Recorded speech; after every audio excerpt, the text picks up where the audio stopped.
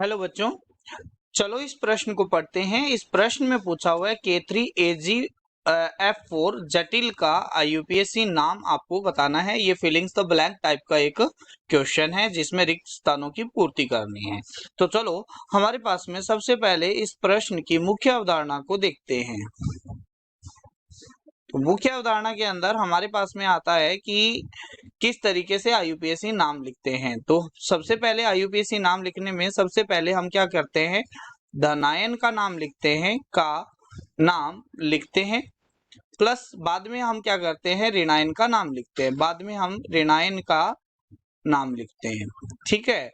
अब हमारे पास में दूसरा आपके पास में आता है कि जो समन्वय गोलक होता है, समन्वय गोलक जो आपके पास में बड़ा ब्रैकेट है यहाँ पर, इसको समन्वय गोलक बोलते हैं। जो आपके पास में अनआयोनाइज्ड, ये आयोनाइज्ड पार्ट नहीं होता है।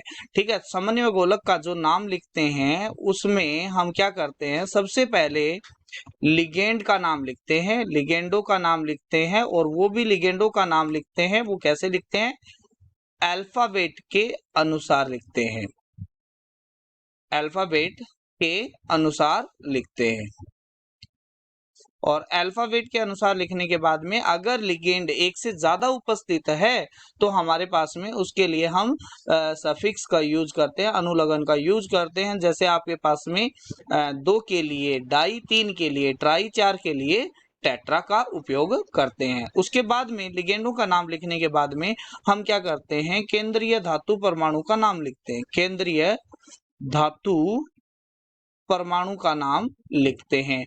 और केंद्रीय धातु परमाणु का नाम अगर जो समन्वय गोलक है वो धनायन की तरफ उपस्थित है, अगर समन्वय गोलक पर धनावेश है तो केंद्रीय धातु परमाणु का नाम सीधा लिखते हैं। और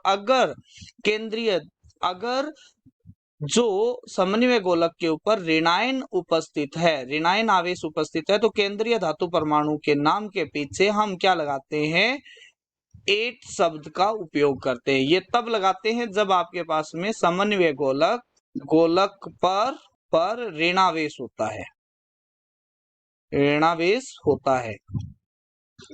और फिर उसके बाद में हम क्या करते हैं, छोटे ब्रैकेट में हम केंद्रीय धातु परमाणु की ऑक्सीडेशन स्टेट को रोमन संख्या में लिखते हैं। किस में लिखते हैं, रोमन संख्या में, रोमन संख्या में।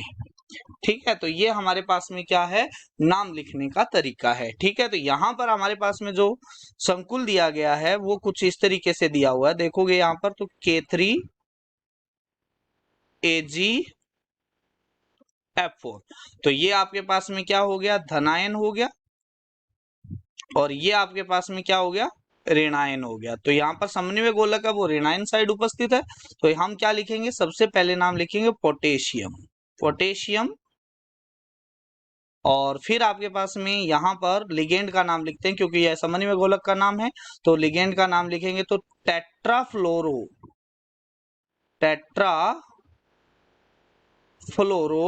टेट्राफ्लोरो या फ्लोरिडो भी लिख सकते हैं हम। दोनों ही लिगेंडों के नाम हैं, क्योंकि यहाँ पर जो लिगेंड है उस पे ऋणावेश है, इसलिए पीछे ओ शब्द का उपयोग करते हैं लिगेंड के नाम के पीछे। ठीक है। फिर आता है अर्जेंटम, अर्जेंटम, अर्जेंटम एजी है तो अर्जेंटम हो गया। और फिर आपके पास में यहाँ पर हम छोटे ब्रैकेट के अंदर इसकी ऑक्सीकरण अवस्था को लिखेंगे, तो ऑक्सीकरण अवस्था निकालने के लिए यहाँ पर आएगा +3, क्योंकि पोटेशियम पर आवेश होता है वो +1 होता है, और Ag पर आवेश हमने x मान लिया, यानी Ag की ऑक्सीकरण अवस्था x -4 इक्वल टू क्या आ गया, 0, तो x इज इक्वल टू आ जाएगा +1, यानी ऑक्सीकरण अवस्था है वो यहाँ पर है +1, तो यहाँ पर हम लिख देंगे 1। तो ये इसका क्या हो गया, नाम आ गया, जो इस रिक्त स्थान पर आ जाएगा। आशा करते हैं मुख्य अवधारणा के आधार पर आपको इस प्रश्न का उत्तर समझ में आया होगा। धन्यवाद।